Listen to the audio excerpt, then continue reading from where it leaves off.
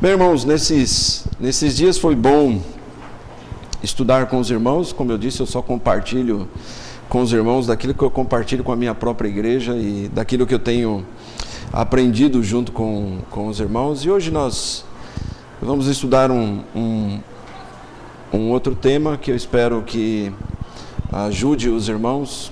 Eu gosto muito de estudar as Escrituras, porque as Escrituras devem ser, elas compõem um livro só, né? Velho e novo compõem um livro só, né? O velho contém o novo e o novo revela o velho. É assim que nós entendemos a Bíblia. E a Bíblia nos ensina como viver e como morrer. E uma das coisas que todo cristão deve ter é que ele sabe morrer bem. E para isso nós estamos preparados, para morrer bem. Significa que na nossa partida pode ter choro, né? Eu espero que chorem quando eu sair embora, né? Ninguém cante aquele hino que é alegria neste dia, né? Não faça... Não. Chorem, mas choro acomedido. Choro de saudade, de um breve tchau, né? Um breve tchau. É assim. E se você não é salvo ainda, tem que pensar nisso. Por isso eu amo as Escrituras. E ela nos ensina a estudarmos muito bem as Escrituras. Há um salmo na Bíblia, Salmo 119 é o salmo mais longo da Bíblia, não é isso? Tem quantos versos? 176 versos. Ele é chamado de um salmo acróstico ou alfabético, e ele foi composto pelo salmista. Alguns dizem que foi Esdras, alguns acham que foi Davi. Mas ele compôs, e por exemplo, né, no alfabeto hebraico é diferente, né? Não vou pronunciar, não sei pronunciar o alfabeto hebraico. Mas lá na sua Bíblia tem o início, né? Cada letra do alfabeto são 22 letras. E ele começa o salmo e cada 8 versículos ele usa como se fosse A. Então ele vai iniciar cada verso com a letra A.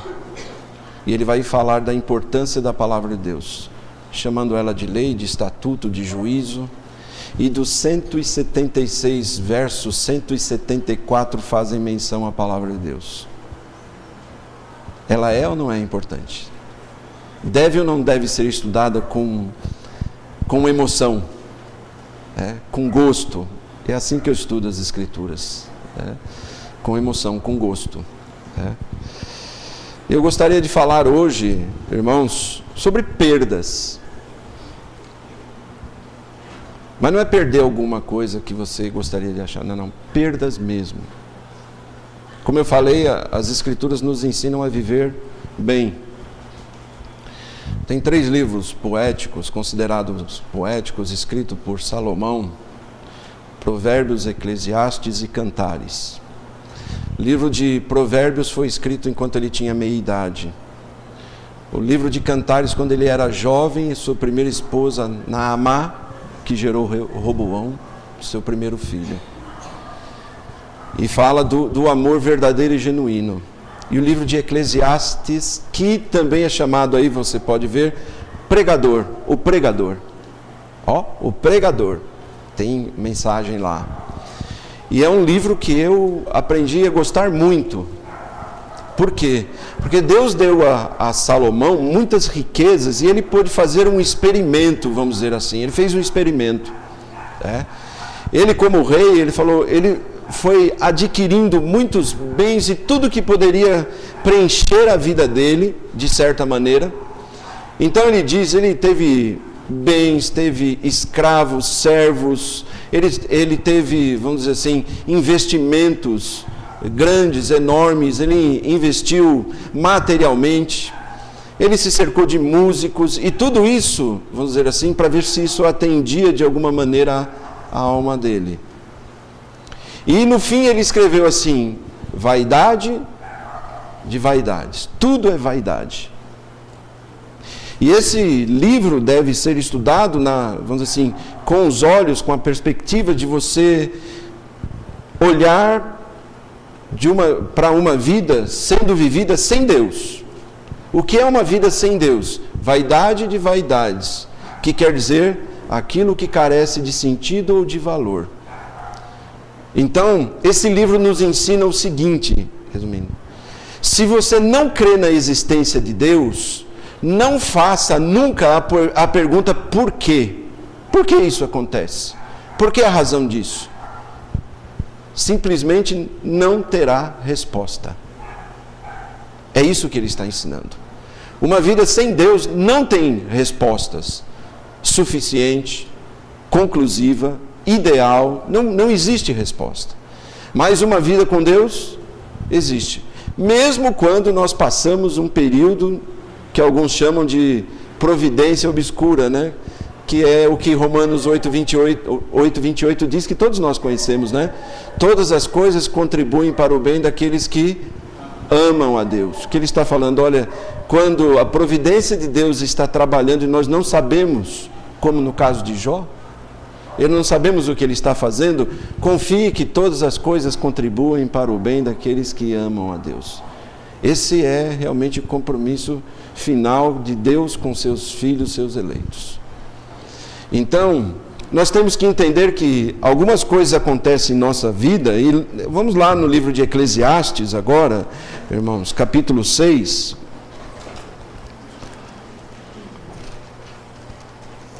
Verso 12. Nós vamos voltar aqui algumas vezes. Diz assim: pois quem sabe o que é bom nesta vida para o homem, por todos os dias da sua vida de vaidade, os quais gasta como sombra? Quem declarará ao homem o que será depois dele debaixo do sol? Debaixo do sol quer dizer nessa vida aqui na terra. Então aí está a pergunta, irmãos: quem sabe o que é bom para o homem nesta vida? Não sabe. Quem sabe é Deus. Deus sabe o que é bom para o homem nessa vida. E pode ter certeza, né? Se você teme a Deus, temer a Deus, e você for dependente dele, pode guardar que ele sabe tudo que é bom para o homem. Eu não sei fazer escolhas. Eu sempre que tenho que fazer uma escolha, eu oro muito e peço a Deus. Peço a Deus que me guarde nas minhas escolhas, peço a Deus que me guarde do homem mau, peço a Deus que me guarde do homem, vamos dizer assim, maligno, do homem astuto, que está cheio aí no mundo. Peço que me guarde de mim mesmo. Esse é o maior problema, né, que eu tenho, sou eu mesmo. Me guarde e me ajude. Então ele está dizendo, quem sabe? Por isso, o homem muitas vezes faz escolhas na sua vida e ele nem sabe, olha, aquilo lá não vai ser bom de jeito nenhum para a vida dele. Por isso, nós necessitamos tanto, como nós falamos, da palavra de Deus. E o livro de Filipenses, irmãos, agora, capítulo 3, que é um livro que vai eu creio, nos ajudar bastante também nisso, juntamente com o livro de Eclesiastes. Filipenses 3 fala aí, tudo por Cristo, diz aí o cabeçalho, né? E é o apóstolo Paulo falando. O apóstolo Paulo foi um perseguidor da igreja, alguém que em outro tempo, em um tempo da vida dele, não foi convertido. De vez em quando eu ouço algumas pessoas dizerem assim, né? Eu ouvi a semana passada, estava cortando meu cabelo e uma senhora lá no fundo falou assim: os crentes são aqueles que, depois que eles matam alguém e fazem alguma coisa de errado, eles viram crentes. Eu falei, que ignorância a respeito do Evangelho. Porque os crentes em Cristo são aqueles que muitas vezes eles sofreram perdas enormes e Deus os trouxe. Tem um ditado que diz assim: de vez em quando Deus coloca um homem de costa para olhar para ele de frente. É a maneira de Deus trazer o homem ao conhecimento dele. Às vezes algumas pessoas chegam mesmo ao fundo do poço. Eu espero que não seja o seu caso, Às vezes lutam tanto contra o Evangelho, e o apóstolo Paulo foi um desses, vamos dizer assim, que chegou a ouvir o Evangelho e foi perseguidor, estava presente na morte de Estevão e consentiu na morte dele, mas em dado momento ele teve um encontro com Cristo. E de certa maneira a conversão do apóstolo Paulo foi excepcional, Por quê? Ele fala assim, ele apareceu para mim como um abortivo. Por que ele fala isso? Porque logo depois da conversão dele, ele já foi comissionado para ser apóstolo. Isso não é normal. Mas a conversão do apóstolo Paulo tem todos os ingredientes de uma conversão verdadeira. E tem todos os ingredientes da minha e da tua conversão, que é chegar ao conhecimento da verdade através do arrependimento e da fé em Cristo. Então, em certa ocasião, Cristo apareceu para ele e falou: Paulo, Paulo, por que me persegues? Duro é para ti recalcitrar contra os aguilhões. Ele falou: quem é, Senhor? Ele falou: eu sou Jesus, o Nazareno, um termo usado com desprezo, a quem tu persegues. Ele não conhecia Jesus. Ele perseguia Jesus, mas ele veio ao conhecimento da verdade. E ele se converteu. E era um homem de posição. E um dos apóstolos mais cultos. Ele falava diversas línguas. Ele aprendeu e repreendeu a igreja de Corinto, que achava isso, vamos dizer assim, o dom mais extraordinário que todo mundo devia buscar na igreja naquela época, Ele dizia, não, o dom mais importante é o dom de profecia. Agora, se tiver intérprete, o dom de língua se iguala ao dom de profecia, porque estarão ensinando. Então, esse apóstolo Paulo foi aquele que se converteu, e aí ele vai falar de perda, e aí vai servir de base para o que nós vamos falar. Vamos ler Filipenses 3. Resta, irmãos meus, que vos regozijeis no Senhor, não me aborreço de escrever-vos as mesmas coisas. É segurança para vós. Guardai-vos dos cães, guardai-vos dos maus obreiros, guardai-vos da circuncisão. Quer dizer, ele está falando daqueles judaizantes, daqueles homens que ensinavam que antes de você se tornar um cristão, você tem que se tornar um judeu. Ele falou, de jeito nenhum. E Paulo falou assim, não. Para você se tornar um cristão, você não precisa se tornar um judeu. Ninguém aqui é judeu. E nós somos cristãos, a maioria aqui. Então nós cremos pela fé em Cristo. E por isso Paulo ensinava, eles não devem ser ouvidos ou mantidos na igreja. Porque a circuncisão somos nós que servimos a Deus em espírito e nos gloriamos em Jesus Cristo e não confiamos na carne. Aí ele começa a falar, ainda que também podia confiar na carne, se algum outro cuida que podia ou pode confiar na carne, ainda mais eu. Então ele vai falar o que ele era antes da conversão dele. Ele diz aqui, circuncidado ao 8º dia, da linhagem de Israel, da tribo de Benjamim, mesma tribo de Saul. Ele diz, cumpri todos os rituais da lei judaica. Ele diz, hebreu dos hebreus, e aí quer dizer guardador da língua hebraica. Quer dizer, ele era muito zeloso, conhecedor da lei. Ele diz aqui, e segundo a lei fui fariseu, doutor da lei. Segundo o zelo, perseguidor da igreja. E segundo a justiça que há na lei, irrepreensível. Quando eu leio aqui, segundo o zelo, perseguidor da igreja, eu me faço lembrar. Quando eu comecei a ouvir o Evangelho, o Valdir conheceu o meu irmão Vanderlei, né? Ele foi um dos pregadores que pregou para mim, e outro foi meu cunhado, Donizete. E um dia eu estava no carro, fui levar minha cunhada Sandra, e eu liguei o rádio, estava passando lá um escândalo de pastor. E eu virei para ela e falei assim, tá vendo? Nenhum deles presta. Ele pensou que não seria pastor aqui, né? Eu nem pensei que seria pastor na vida. Como nós erramos, né? Como nós erramos. Eu fui um perseguidor do Evangelho, contra o Evangelho, por não conhecer o Evangelho. Jesus já havia falado, né?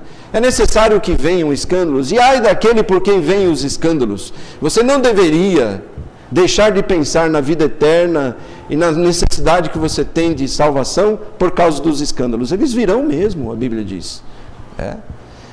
Muitos serão enganados. Mas deixa isso.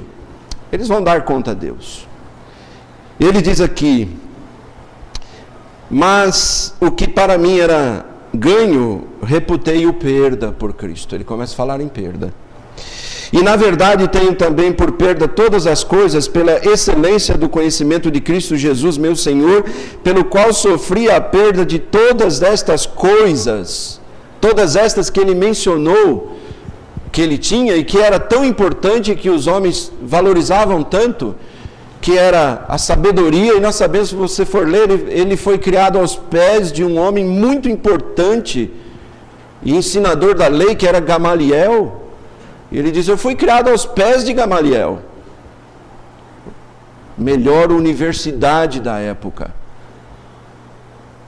A USP, em nossos dias, né? No sentido, não no sentido religioso. Howard, nos Estados Unidos, né? Ele falou assim, tudo isso eu considerei por perda, para conhecimento, ele diz aqui, de Cristo Jesus, e as considero como escória. Na tua tradução aí talvez tenha esterco, né? E é a tradução, para que possa ganhar a Cristo, e seja achado nele, não tendo a minha justiça que vem da lei, mas a que vem pela fé em Cristo, a saber, a justiça que vem pela fé. Então ele diz, eu sofri a perda de todas essas coisas, todas. Mas que coisa, quantas coisas eu conheço pessoas que já ouviram o Evangelho muitas vezes, mas eles estão considerando as suas perdas. Mas o que eu vou perder? Há algumas pessoas que têm vergonha dos amigos, que os amigos vão dizer. Aquele fala, você virou crente, está andando com a Bíblia agora, e agora você não vai sair da igreja, o pastor fez sua cabeça. Todas essas bobagens, na verdade, pessoas que não conhecem isso. Mas ele disse, perdas, e eu vou dizer para você vai ter muitas perdas nessa vida. Marcos capítulo 8, irmãos, nós vamos ler todo aqui não, Marcos capítulo 8, verso 34, peguem lá.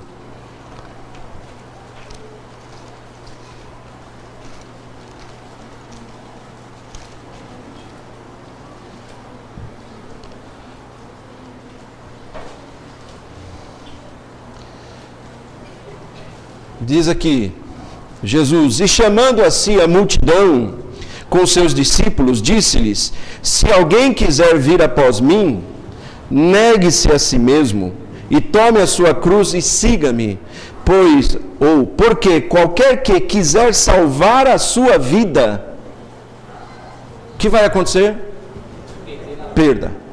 Perderá, mas qualquer que perder a sua vida por amor de mim e do Evangelho, a salvará.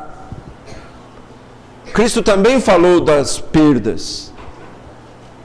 E ele colocou bem claro aqui que alguns homens não vão receber e crer no Evangelho simplesmente porque vão considerar isso uma perda.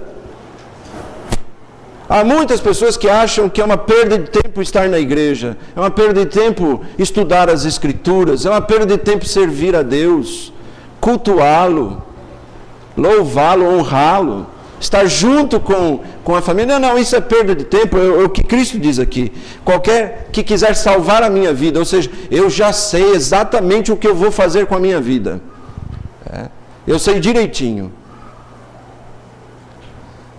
Ele diz aqui, pois que aproveita o homem ganhar todo o mundo. Mas ele diz, faz uma pergunta, e perder a sua alma.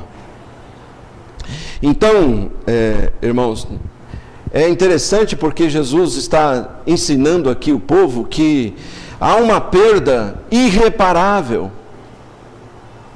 Eu lembro uma certa vez que roubaram o carro do pastor, né? Não foi? Você não achou mais, né? Não, né? Roubaram. Mas eu lembro que ele falou. Ele esteve lá em Osasco. E não foi para fazer campanha para um novo carro, não. Ele esteve lá e ele falou assim, olha, isso foi um teste bom para mim, para ver se o meu coração não estava naquele carro. E quero dizer que não estava, não. É verdade. Sofreu perda, ele já sofreu perda. E nós vamos sofrer muitas perdas. Então vamos definir o que é perda? Em poucas palavras, 2 só. São advertências. Guarda isso para o seu coração e para a sua vida. O que são perdas? São advertências. A Bíblia fala disso, né? 1 Coríntios capítulo 4, verso 7.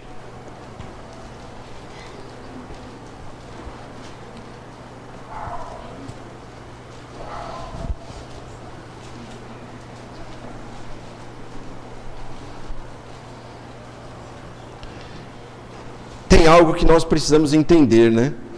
Paulo, escrevendo aos Coríntios, diz assim: por quê? Quem te faz diferente? Irmãos, o que temos de diferente entre nós? Você sabe que uma coisa que as Escrituras fazem e Deus ensina? Que as Escrituras ensinam o seguinte, que Deus encerrou todos os homens debaixo do pecado para que com todos os homens usasse de misericórdia. O que ele está dizendo? Que diante de Deus, Deus olha todos os homens como pecadores.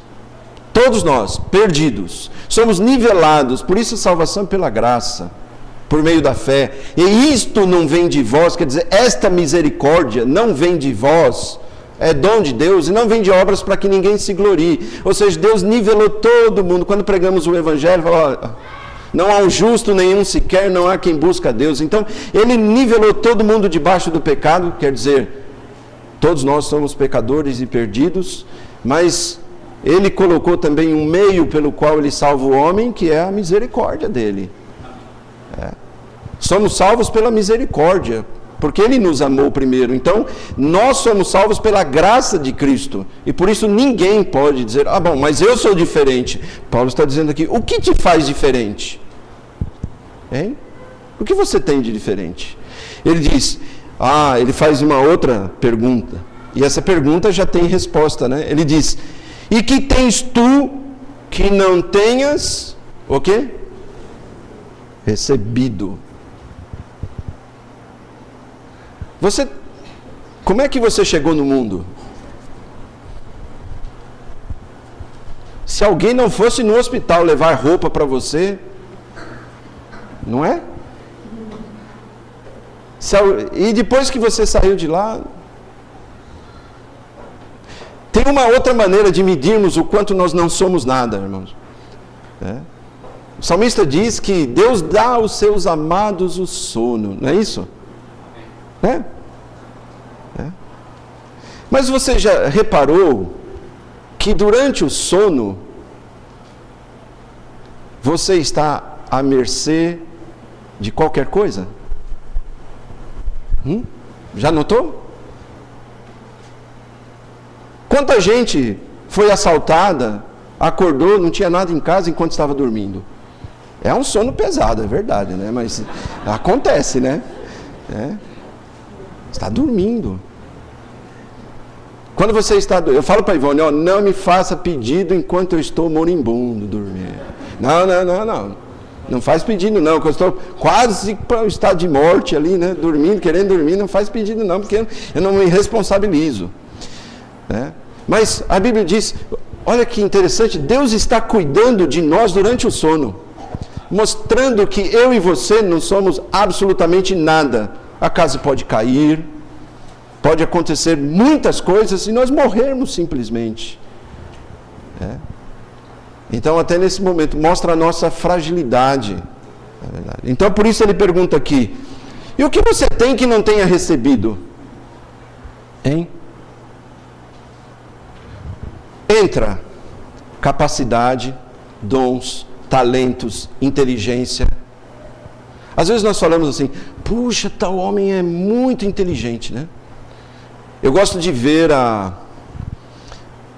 Discovery de vez em quando e ver aqueles animais que são extremamente inteligentes, né? Lá no sítio onde nós fizemos o acampamento lá, tinha um ninho de João de Barro, né? E aí estavam me explicando que ele faz a porta da casa dele no lado contrário da chuva.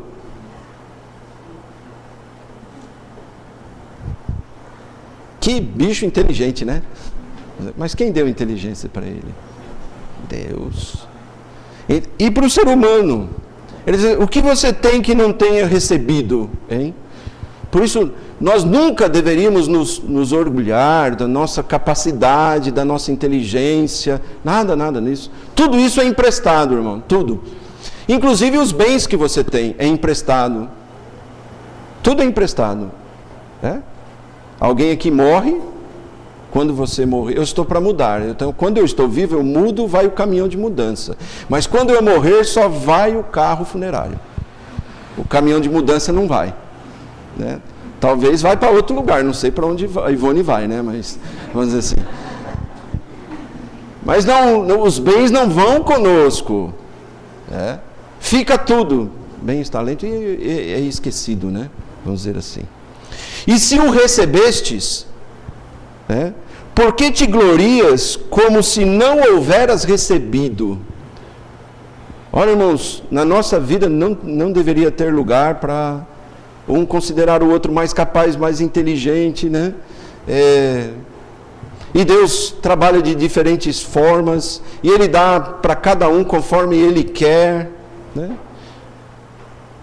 O livro de Eclesiastes fala isso. Não é dos fortes a vitória, né? Não é isso? Daqueles que correm melhor. Quantas vezes você vê uma pessoa, um profissional, você fala assim, puxa, de primeiro escalão, mas ele nunca consegue um emprego bom.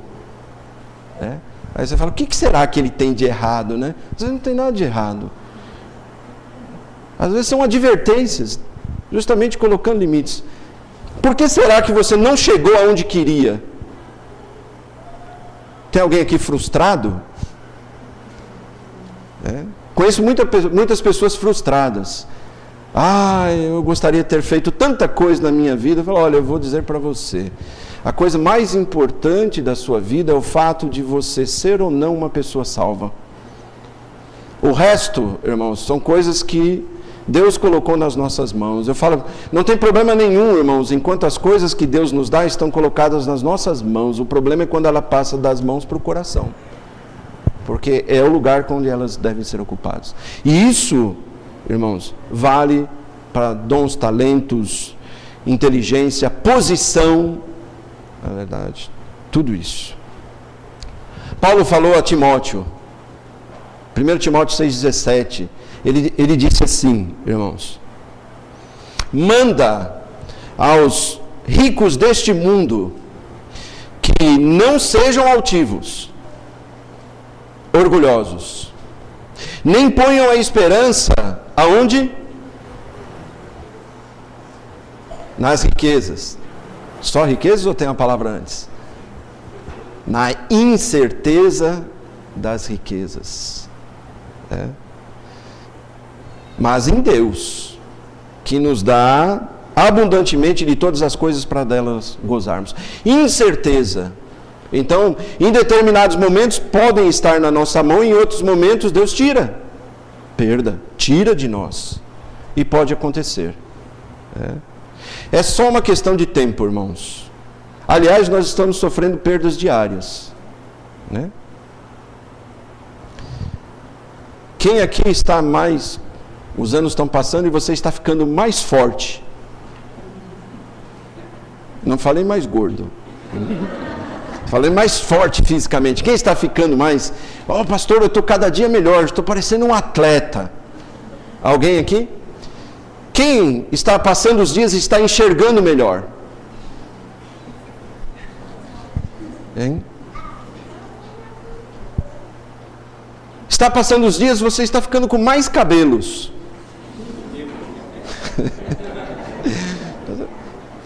Acontece isso? Não, né? O que está acontecendo diariamente conosco é um processo chamado perda, que em outras palavras, morte. Então, nós estamos passando por esse processo de perdas diariamente, não demora muito tempo, né? Hoje vocês têm um pastor que está relativamente jovem. Eu falei que eu dava o troco, né? Ele está, como dizem alguns, na flor da velhice, desabrochando para a velhice, né? Como eu, né? Então, mas vai chegar um tempo que ele vai ter que passar o bastão. Sim. Ele vai aos poucos. Como eu também. Vamos enxergando menos, vamos tendo menos capacidade de memória, e assim vai, né? A nossa vida são perdas. E a Bíblia falou aqui das riquezas, mas é só uma questão de tempo. Por isso o livro de Eclesiastes, que vocês conhecem bem, capítulo 12, lembram dele? Eclesiastes 12, tão conhecido nosso, ele fala disso, né? Por isso ele diz o quê? Lembra-te do teu Criador nos dias da tua mocidade, antes que venham os dias maus, e os dias que digam, não tenho neles contentamento. Por quê? Que são os dias maus? Os dias em que você vai aos poucos sofrendo essas perdas, né, vamos dizer assim, e você tem que estar preparado para isso, né? Seu coração com gratidão, e você tem que entender que isso faz parte de um processo, né? Aí ele diz, antes que escureçam, verso 2, o sol, a luz e a lua e as estrelas, tornem a vir as nuvens depois da chuva. Ele está falando das perdas de capacidade, né? Eu não vou detalhar todos aqui. No dia em que tremerem os guardas da casa e curvarem os homens fortes, as pernas e, né, os ombros, né, vamos dizer assim, que sustentam o nosso corpo e vão se encurvando, né? O homem, esse é o estado do homem. E diz aqui, e cessarem os moedores por já serem poucos, e se escurecerem os que olham pelas janelas, vai perdendo os dentes, capacidade de ouvir. A Bíblia diz. E as portas da rua se fecharem por causa do baixo ruído da moedura. Tem tão poucos dentes que, vamos dizer, até o mastigar, né? Você quase não sente o barulho. E se levantar a voz das aves, não consegue mais dormir bem, né? Qualquer barulho acorda você. É isso mesmo, isso faz parte da velhice. E todas as filhas da música se abaterem, como também quando temerem o que é alto. E é verdade, as pessoas ficam velhas, não podem cair, se machucar, porque tem problemas, vamos dizer assim, ósseos, né?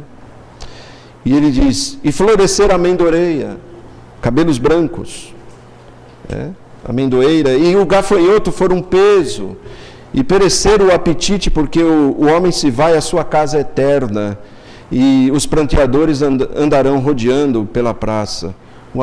Quer dizer, os amigos vão chorar a sua partida desse mundo, né? Então, a Bíblia é clara, irmãos, que todos os homens terão perdas. Mas, como nós falamos, irmãos, a pior perda que um homem pode ter é realmente a perda da sua alma. E isso todos os homens deveriam zelar para não acontecer. As outras coisas não tem jeito, fazem parte da nossa vida. Os crentes têm que estar preparados. Um escritor que eu gosto muito, ele definiu perdas assim, olha: acidentes são arranjos de Deus, doenças são seus decretos, febres seus servos, e pragas e catástrofes seus mensageiros. Eu não concordo com o povo que está aí dizendo que nós estamos sofrendo por causa da mãe natureza. Aliás, nenhum cristão deveria usar essa expressão, mãe natureza. Eu tenho um pai, um Senhor de todos, que controla todas as coisas. E o que você acha que ele está fazendo quando ele permite todas essas coisas acontecerem no mundo? Quando existe uma tremenda de uma tecnologia, ele faz um vulcão parar toda a Europa e perder milhões e milhões e milhões de euros por dia. São advertências. Ah, mas o homem está muito sofisticado, pastor. Não tem mais lugar para o evangelho. É verdade, o homem está muito sofisticado mesmo. Ele está mais culto, mais capaz. Às vezes fica mais ignorante. Outro dia eu estava vendo que as pessoas usam tanto computador que não consegue ler, não consegue escrever e outra pessoa ler. A caligrafia está horrível. As pessoas estão dizendo, e vamos dizer assim, de certa forma é verdade, que a computação deixou as pessoas mais distantes. E é verdade. Então eu só quero dizer o seguinte, irmãos, que toda essa capacidade e inteligência só fez do homem um pecador mais sofisticado. Só isso. Ele é mais sofisticado, ele peca de longe, ele consegue pecar de longe. Perto da minha casa tem uma igreja que colocou uma placa lá, assim: campanha contra a pedofilia. Quem vai estar pregando lá é a filha do prefeito, ex-prefeito de Osasco. Palestrante. Irmãos, eu acho que nós deveríamos riscar esse termo entre nós. Palestrante. Quem é um palestrante? Não, quem é um pregador? Quem é um pregador? Nossa função não é palestra, não. Eu não vim aqui dar uma palestra para vocês. Eu vim aqui pregar a palavra de Deus. Há muito tempo nós pregamos contra a pedofilia.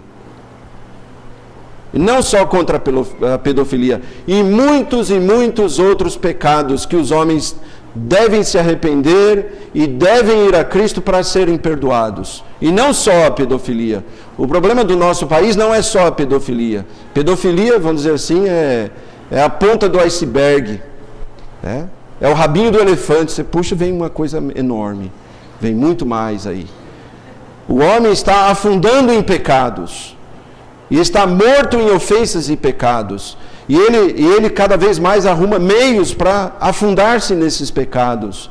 E por isso ele precisa de um Salvador, precisa de Cristo, precisa do arrependimento e da fé. E olha, irmãos, nós deveríamos ter cuidado, Nós não somos uma igreja, e eu conheço bem o Valdir e essa igreja, nós não pregamos prosperidade. Olha, hoje nós estamos indo contra, a nossa pregação é contra o que pregam por aí. Venham e Deus vai te abençoar. Eu falo assim, venha e você vai ter muitas perdas. Para onde você vai eu não sei. Mas pelo menos eu estou indo de acordo com o Evangelho. Você terá muitas perdas. E uma coisa que nós devemos entender, tem duas maneiras de você definir graça. Tudo que o homem tem na vida dele é graça, que é favor imerecido, é um favor de Deus. Nele vivemos, nos movemos e existimos. Se você está com saúde, eu tenho um irmão que está lutando lá em Osasco por um colega que ele ficou doente e já perdeu 40 quilos E vários locais e hospitais e médicos não conseguem detectar o que ele tem. Esse homem não é convertido. Queira Deus que ele venha ao conhecimento do Evangelho. Mas existem tantas coisas que acontecem na vida do homem. Então, se tudo o que nós temos é fruto da graça de Deus. A boa chuva, nós nunca deveríamos reclamar do sol ou da chuva, porque ele faz isso, a Bíblia diz, até para os ingratos e maus. E isso se chama graça comum, né? Graça comum. Quer dizer que Deus tem manifestado a graça comum dele, dando para nós, vamos dizer assim, saúde, bens, trabalho, o sol, a lua, tantas coisas. Mas, irmãos, ele não está exercendo justiça através da graça comum, que muita gente não entende. E fala assim, Deus é injusto porque dá muito para mim e não dá nada para mim.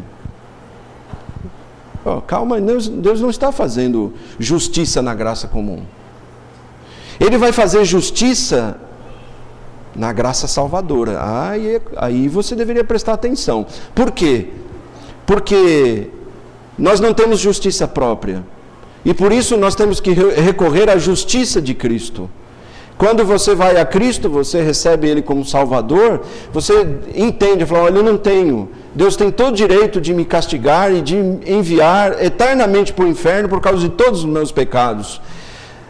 Mas teve alguém que morreu por mim, Ele me ensinou, e que a justiça dEle, vamos dizer assim, passa a ser a minha justiça quando eu recebo Ele como meu substituto. Então aí Deus trata, eu costumo dizer para os irmãos, Deus trata com o pecado. Ele não trata com o pecado que nem os brasileiros fazem. Dá um jeitinho. Põe debaixo do tapete. Não. Deus é justo. O que você acha de um Deus que não trata com o pecado da maneira de vida? Esse Deus você não poderia confiar. Eu acho engraçado porque em nossos dias nós estamos vivendo aí e vivenciando crimes horríveis. E muitas vezes eu vejo muita gente dizer assim, olha, eu acho que essa pessoa merece pena de morte. Não é isso? Deveria ter pena de morte. Não sabe o que está falando, né? Sem querer está dizendo assim, olha, realmente tem que ter justiça sobre o pecado. Mas eu vou dar um exemplo. Tem gente que começa a ler a Bíblia e vai lá e vai ler sobre a vida de Davi e descobre que Davi cometeu um adultério seguido de assassinato. Não gosto da Bíblia. Mas aí, essa pessoa e muitas pessoas estão vivendo uma vida dissoluta, desrespeitam o casamento, e de repente, dentro de um relacionamento, fora do casamento, eles têm um filho. E aí como arruma isso? Não arruma, comete um aborto. Não é isso? Sabe o que é isso? Adultério seguido de assassinato. Eu nunca pensei assim. Bom, mas a Bíblia diz não matarás. Certa ocasião eu li de um médico que recebeu uma senhora com um filho e um bebê de alguns meses que ela estava aguardando. Então ela chegou para o médico e falou assim, doutor, eu vim aqui para fazer um aborto. E o médico falou, sente-se, vamos conversar. Ela falou, eu não tenho condição de ter filhos. Como muita gente hoje, né? Olha, meus, vou falar, não tenha filho tarde. Não case tão tarde.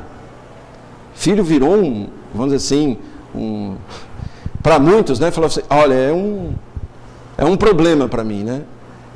Vamos dizer, filho, se vier filho agora, vamos dizer assim, vai atrapalhar meus planos materiais, é um estorvo. E essa senhora praticamente deixou isso claro para o médico. É um estorvo, né? Vamos dizer assim. O médico falou, tá bom, então vamos fazer o seguinte, em vez de tirar esse que está no seu ventre, vamos matar esse que está aqui. Aí a mulher falou, mas o senhor está louco? Ele falou, não, louco está a senhora. Qual a diferença entre esse e aquele? Olha, é até mais barato a senhora te matar esse, porque esse aqui já come mais, dá mais trabalho, né? Esse aí aqui ainda tem os meses para chegar. As pessoas não pensam nos pecados que cometem, infelizmente. Lucas 16, irmãos.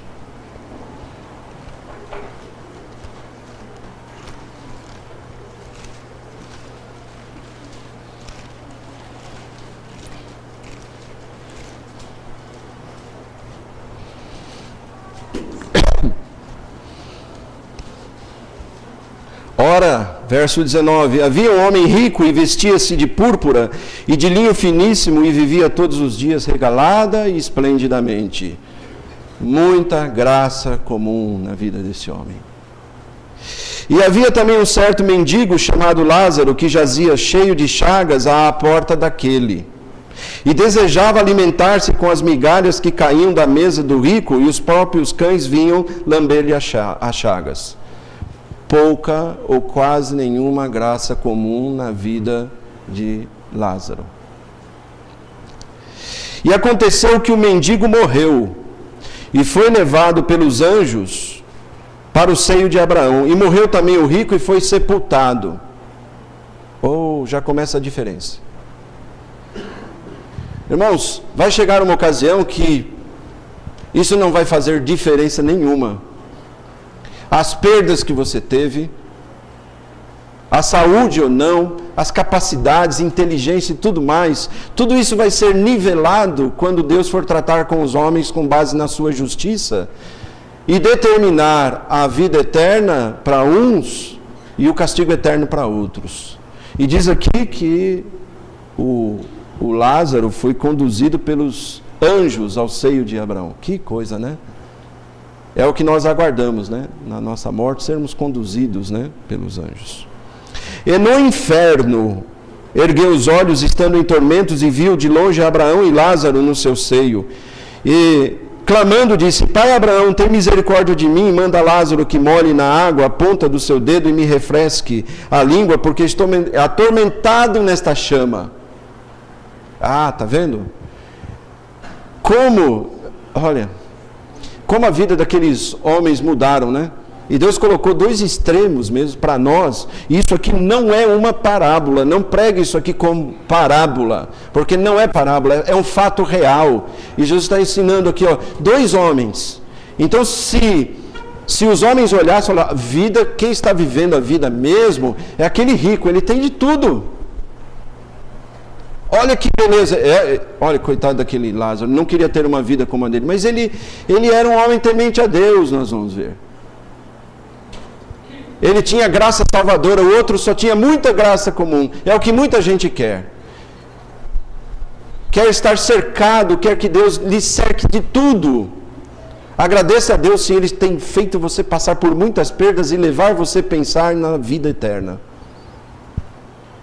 E ele diz aqui: disse, porém, Abraão: Filho, lembra-te de que recebeste os teus bens em tua vida, e Lázaro somente males, e agora este é consolado e tu atormentado. Guarda aí. Aqui, Abraão não está dizendo que Deus está compensando o que Lázaro não teve. Não existe compensação. Ele está explicando: você teve muita graça comum, foi ingrato, não reconheceu, não recebeu Cristo como Salvador. Agora você é atormentado. Bom, e além disso está posto um grande abismo entre nós e vós, de sorte que os que quisessem passar daqui para vós não poderiam, nem tampouco os de lá passar para cá. Está vendo? Olha, guarde bem uma coisa. A Bíblia diz: o homem está ordenado morrer uma vez só. Não tem como, olha, os parentes, você pode ter sido ensinado que tem como você ir para um lugar de tormento, depois você ir passando para um lugar melhor e melhor. Vamos dizer assim, se os seus parentes rezarem por você e fizerem alguma coisa, você vai sair daquele limbo, vamos dizer assim, e em algum momento vai para um lugar melhor. Não existe. Só existem dois lugares: a presença de Deus ou o inferno, a Bíblia diz. E é um lugar triste, diz aqui. E ele disse: rogo-te, pois, ó Pai, que o mandes à casa de meu pai. Aquele homem fez um pedido a Abraão: fala para o Lázaro ir lá na casa do meu pai, voltar lá. Pois tenho 5 irmãos. Ele pôde dar de tudo, do melhor para os 5 irmãos. Está vendo? Eu conheço muita gente que fala assim, não, olha, tenho que trabalhar e dar o de melhor para os meus filhos. O melhor que você pode dar a eles é ensinar e levar eles ao conhecimento de Cristo. Que eles tenham a vida eterna, isso é o melhor. Olha aí os pais que estão pensando em dar o melhor, estão criando verdadeiros delinquentes, vamos dizer assim. Bom, manda ele lá para que venha e lhes dê testemunho, a fim de que não venham também para esse lugar de tormento. Eu não quero encontrar com eles aqui, eu não quero que eles venham para esse lugar. Você percebeu aqui que ele não está discutindo se é justo ou não ele estar lá? Não tem discussão sobre isso. Toda boca esteja calada. Sim, toda boca vai estar calada diante de Deus. Disse-lhe Abraão, tem Moisés e os profetas, ouçam-nos. Se você quer saber o que é Moisés e os profetas, é o Velho Testamento que eles tinham na época. Eles não tinham o Novo. É como se eles dissessem, eles têm a Bíblia, ouçam a Bíblia, ouçam, quer dizer, os pregadores, né? Ele disse, não, pai Abraão, ele tinha um método de evangelismo aqui, que ele queria usar, né? Vamos dizer. Mas se algum dentre os mortos fosse ter com eles, arrepender-se-iam. Ele quis fazer evangelismo lá no inferno. Mas como era o evangelismo dele? Ele falou assim, o senhor manda para lá o Lázaro, pensa bem, eu já pensei nessa passagem várias vezes. Manda o Lázaro lá, ressuscita ele dos mortos. Aí o Lázaro chega para os irmãos dele e fala assim, olha, o seu irmão mandou um recado. Aí, qual é? Fala assim, ele está no inferno. O que você acha que eles faziam com ele? Eu ia matar ele.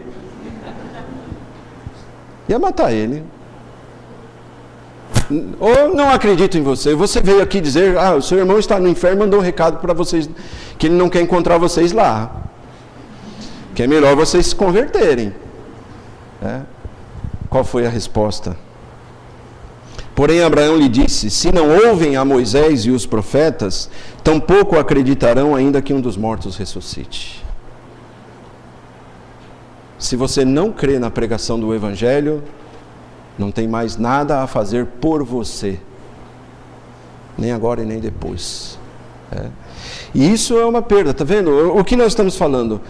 Graça comum, graça salvadora. Lázaro tinha graça salvadora. Pode ser que na sua vida você tenha pouca graça comum. Não se queixe disso, irmãos. Pode ser que você já teve muitas perdas. Às vezes, na quarta-feira, os irmãos falam assim, olha, irmãos, orem por mim para que Deus me dê isso, isso e aquilo. E nós oramos, né? Está errado. Senhor, dá o que Ele quer. Não devia orar assim, né? Conceda ao nosso... Não. E se Deus está usando, de uma maneira ou outra, as perdas para ensiná-lo? Nós deveríamos orar, se for da sua vontade, conceda, Pai. Nós deveríamos pedir assim, irmãos, orem por mim, que se for da vontade de Deus, só que alguns falam, se for, sabe, irmãos, mas eu quero que seja, né?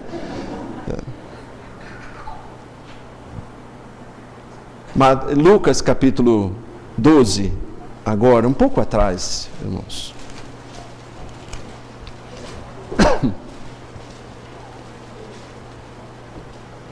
O que são perdas? Advertências. Por isso Eclesiastes 7:2 diz o quê? É melhor ir à casa onde há luto do que na casa onde há festa. Por quê? Porque lá tem advertência. Lá se vê o fim de todos os homens. Tem uma advertência lá para você. Lucas 12:13. Disse-lhe um da multidão. Jesus estava pregando, irmãos. E um da multidão, até com certo respeito, falou: Mestre, dize a meu irmão que reparta comigo a herança. Olha o pedido dele. Você já imaginou como se o pastor Valdir estivesse aqui pregando e um visitante levantasse e falasse assim, pastor Valdir, tem um problema. O pastor ficasse contente, qual que é? Você quer se arrepender? Não. Eu quero, será que o pastor pode me ajudar que meu irmão pegou toda a herança? E eu estou sem dinheiro. Pois o que aconteceu, ó. Ele virou para Jesus, mestre, nossa, quanta coisa ele poderia ter falado com Jesus de importante, né? Mas ele fala, diz ao meu irmão que reparta comigo a herança. Olha, irmãos, quantas famílias eu conheço que o defunto ainda está quente e a discussão fervendo. É verdade. Tem uma história que um visitante, um homem sempre ia na igreja e começou a chegar muito chateado esse visitante. O pastor chegou para ele e falou assim, mas o que é que você está tão triste? Ele falou, sabe o que é? Há 9 meses atrás morreu um parente meu e eu recebi uma herança. Há 3 meses atrás morreu um outro parente e eu recebi uma herança. Eu falei, por que você está triste? Porque não morreu ninguém até agora, pastor. Tem gente que é assim. Dinheiro. Quero ganhar. Olha o que Jesus falou. Eu gosto de Cristo, do ensino dele. Mas ele lhe disse, homem, quem me pôs a mim por juiz ou repartidor entre vós? Ontem conversava com um pastor, irmãos. É um assunto sério. Cuidado com os problemas que você arruma na sua vida, porque a igreja não tem a função de consertar aquilo que você estragou tudo. Muita gente muitos crentes pegam a vida dele, desacordo com a palavra de Deus, muitos saem num jugo desigual, fazem um casamento fora da vontade de Deus, depois eles querem consertar tudo, não dá certo, e eles querem que agora, tem que dar certo, vamos remendar, não dá mais. E aí só brigas e confusões, e termina como eles querendo. Eu falei, pastor, olha, muitas pessoas vão terminar diante de um advogado e de um juiz, não é? Aí o que acontece? O advogado cobra caro e o juiz faz você ficar calado. Não é melhor fazer a vontade de Deus? Não é melhor ser obediente? Irmãos, a maioria das perdas que nós temos são provocadas pelo pecado. Se tivermos perdas, porque isso vem da mão de Deus, como Jó, olha, eu admiro aquele homem. Ele perdeu os filhos, perdeu bens, empregados, tudo, pode ver, em nenhum momento ele diz assim, foi Satanás. E no momento ele diz, foi os sabeus ou os caldeus. Não. Ele sabe, Deus é causa primária e controla a causa secundária. Ele controla tudo. Sofrer perdas, porque Deus está nos lapidando, é muito bom. Mas sofrer perdas por causa do pecado, irmãos, é triste. Mas se ainda sofrer, eu digo para você, se arrependa. Se arrependa. Porque Jesus disse a esse homem, quem me pôs a mim por juiz ou repartidor entre vós? Pronto, Jesus falou assim, não vim para resolver isso. E o que Jesus faz? Uma advertência. Olha aí, ele disse-lhes, acautelai-vos e guardai-vos da avareza, porque a vida de qualquer não consiste na abundância do que ele possui. Jesus fez por aquele homem a melhor coisa que ele poderia ter feito, adverti-lo. Fala assim, olha, o seu irmão, o que ele fez foi avareza, mas você está indo no mesmo caminho. Avareza, apego aos bens materiais, fazer dos bens materiais uma idolatria. E aí Jesus então vai mais longe com esse homem, diz assim, olha, propôs-lhe uma parábola dizendo, olha, a herdade de um homem havia produzido com abundância, e ele arrazoava consigo mesmo, dizendo, que farei? grande progresso, não tenho onde recolher os meus frutos, e disse, farei isso, derrubarei os meus celeiros, edificarei outros maiores, e ali recolherei todas as minhas novidades e os meus bens. E direi à minha alma, alma, tens em depósito muitos bens para muitos anos, descansa, come, bebe e folga. Mas Deus lhe disse, louco. Então Jesus ensina aquele homem, fala assim, olha, isso que o seu irmão fez para você, você deveria lembrar do seguinte, vou te contar uma parábola. Teve um homem que ele atingiu o seu objetivo, teve o que ele queria, produziu bastante, e ele até planejou a vida dele. Falou assim, tenho para muitos anos, só que ele não planejou que Deus iria tirar a vida dele naquela noite. Ele disse, louco, hoje te pedirão a tua alma. E se Deus pedisse a sua alma hoje? Como é que seria? Hein? Quantos avisos, quantas advertências Deus já te fez? E tem feito neste mundo, né? Para muitas pessoas. E eu tenho aprendido muito com as perdas. Aprendido que tudo vem da boa mão de Deus. E quando qualquer coisa começa a tomar o lugar que pertence a Deus, Ele vai cuidar para tirar isso de você. Eu tenho aprendido a agradecer a Deus pelo que eu tenho, não pelo que eu não tenho. Pelo que eu sou, não que eu não sou. Como Paulo falou, né? Pela graça de Deus eu sou o que sou. O ser humano é muito invejoso, né? Tem uma propaganda de carro que o homem chega com carro novo, o vizinho fica olhando, né? Tem famílias que se um comprar um carro, o outro vai comprar de qualquer jeito. Não, de qualquer jeito. Eu faço em suaves e humilhantes prestações, mas eu vou comprar, eu quero ter também. Ele casou e deu uma festança, eu também quero dar também.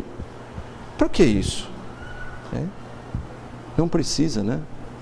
Seja grato ao que Deus te tem dado, seja grato pelas perdas. Aceite essas advertências na sua vida, porque são boas, e ajuda você a colocar o seu coração no lugar correto. A viver bem, viver com gratidão, viver feliz com o que Deus tem te dado. E se você está no nosso meio e ainda não tem Cristo, olha, eu convido você. A perda maior que você vai ter na sua vida é a perda da sua alma. E você sabe o que é sucesso e fracasso, irmãos? Sabe o que é? 2 impostores. Guarda isso. É só você ver na Bíblia. 2 impostores. Às vezes, o que uma pessoa olha como sendo sucesso, na verdade é um grande fracasso, porque aquela pessoa parte e vai para o inferno sem Cristo. Isso é um fracasso. E às vezes o que parece um fracasso, uma vida simples, humilde, debaixo da vontade de Deus, com muitas privações, com muitas perdas, mas ao partir dessa vida vai estar com Cristo. Então são 2 impostores, não caia nessa, viu? Eu quero, sucesso para mim é atingir isso, isso, aquilo. Irmão, sucesso para mim é fazer a vontade de Deus. Amém? Deus abençoe sua palavra. Pastor.